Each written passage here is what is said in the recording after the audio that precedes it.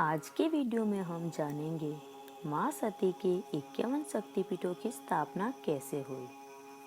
माँ सती के हर शक्तिपीठ का अपना महत्व है क्योंकि यह माँ के शरीर के अंग है।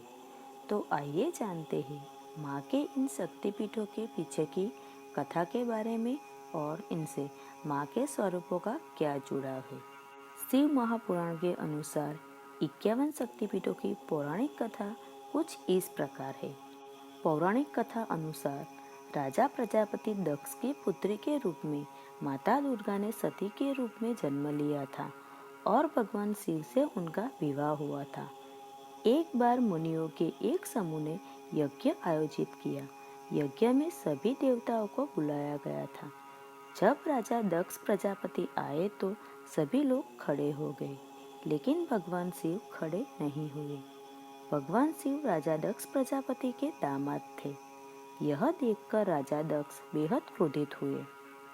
अपने इस अपमान का बदला लेने के लिए सती के पिता राजा दक्ष प्रजापति ने भी एक भव्य यज्ञ का आयोजन किया।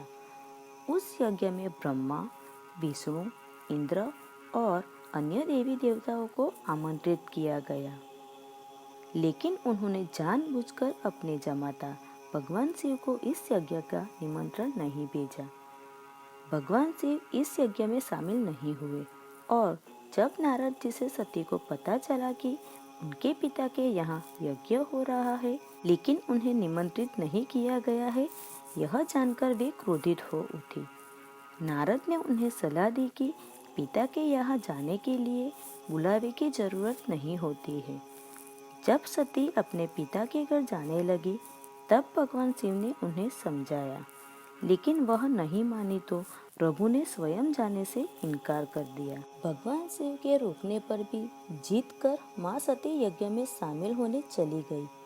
यज्ञ स्थल पर सती ने अपने पिता दक्ष से शंकर जी को आमंत्रित न करने का कारण पूछा और पिता से उग्र विरोध प्रकट किया। इस प्रकार राजा दक्ष भगवान शंकर के बारे में सती के सामने ही अपमानजनक बातें करने लगे।